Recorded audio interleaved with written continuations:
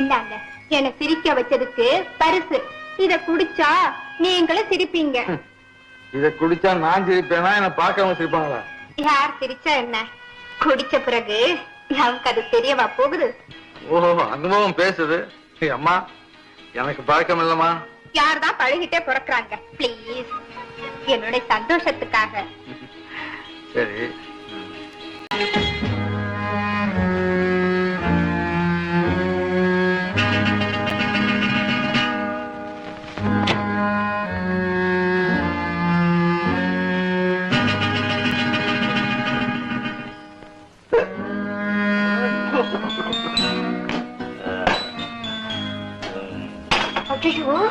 எல்லாத்தையும் குடிச்சிட்டீங்க. நான் எப்பவும் பாதி கிணறு தாண்ட வழக்கமே கிடையாது.